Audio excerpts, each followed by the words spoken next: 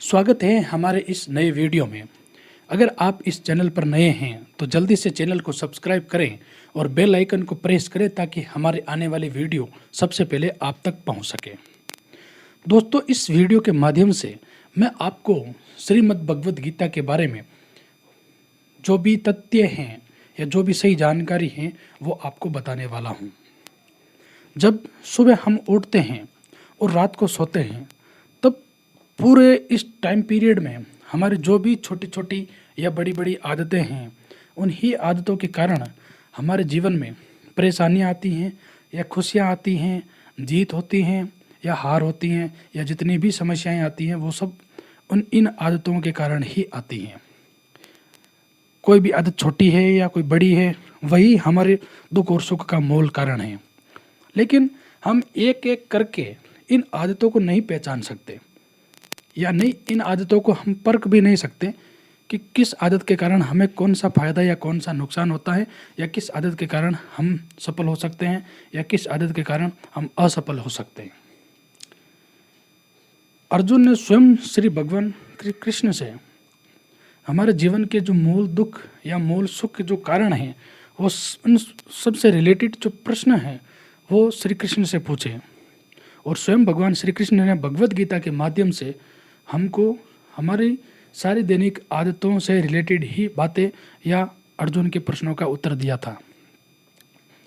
हम भगवद गीता पढ़कर एक एक शब्द को परख कर या भगवान श्री कृष्ण द्वारा कही गई एक एक बात पर गौर करके अगर हम अपनी आदतों को उनसे कंपेयर करेंगे तो हमको पता चलेगा कि हमारी कौन सी आदत अच्छी है और कौन सी आदत बुरी है, या हमें किस प्रकार की आदतें हमारे दैनिक जीवन में रखनी चाहिए।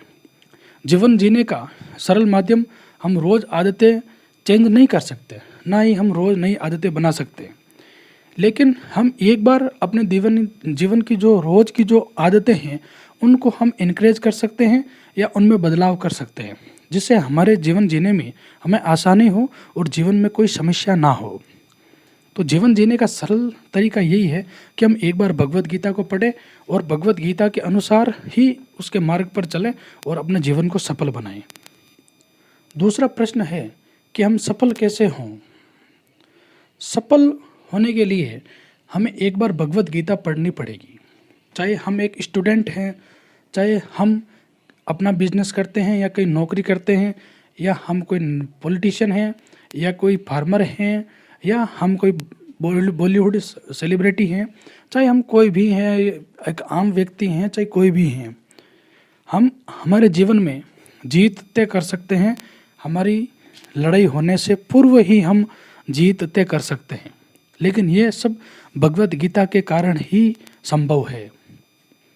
एक बार जब हम भगवद गीता पढ़ेंगे तो हमको ऐसा लगेगा कि स्वयं भगवान श्री कृष्ण हमें लीडर बनने का मौका दे रही हैं, लीडर बनने की अपॉर्चुनिटी भगवान स्वयं श्री कृष्ण हमें दे रहे हैं।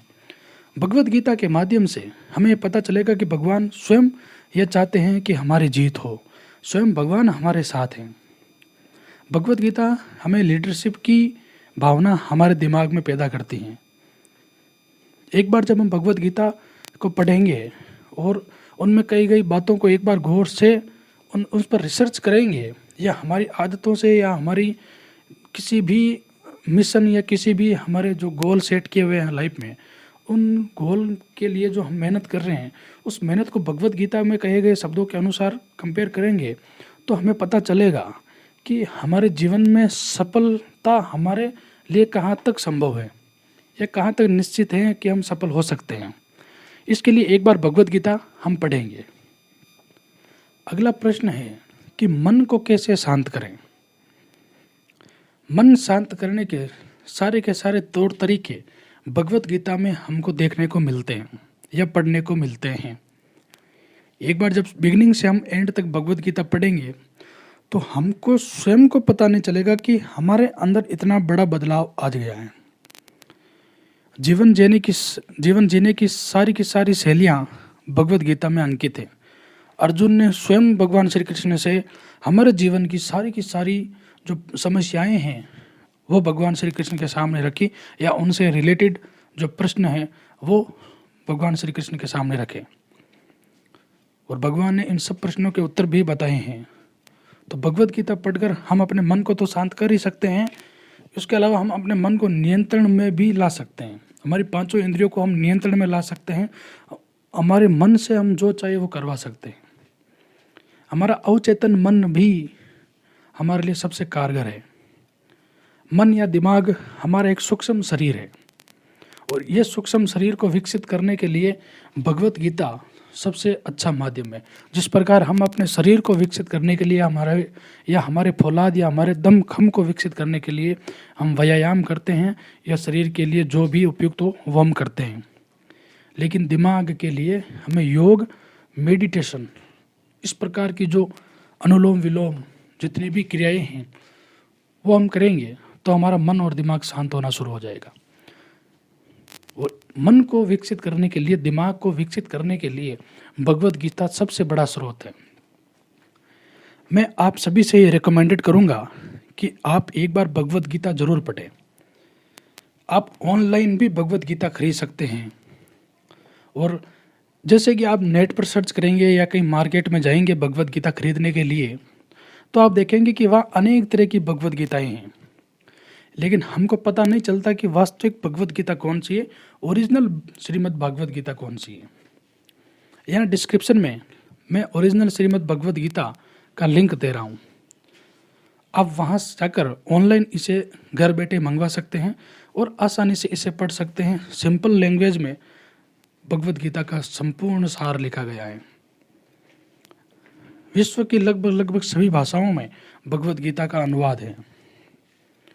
तो एक बार इसे ज़रूर खरीदें, ज़रूर पढ़ें। यह हमें जीवन जीने का तरीका तो बताएगी, साथ में हमें सफल कैसे होना है, खुशियाँ कैसे आ सकती है हमारे जीवन में, हमारे सारे दुखों का नष्ट कैसे कर सकते हैं, हम हमारी समस्याओं को कैसे दूर कर सकते हैं, या हमेशा के लिए हम जीत कैसे दर्ज कर सकते हैं, या अपने मन को काबिल कैसे बना सकते हैं, अपने आप को काबिल कैसे बना सकते हैं, ये भगवत गीता हमें सिखाती हैं।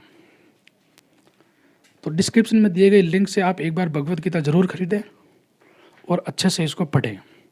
वीडियो अगर पसंद आया है तो चैनल को सब्सक्राइब करें, बेल आइकन को प्रेस करें और वीडियो को लाइक करें, कमेंट करें और शेयर करें, ताकि और भी लोगों को ओरिजिनल भगवत गीता के बारे में पता चले और भगवत गीता से होने वाले फ़ायदों के बारे में पता चले। धन्यवाद।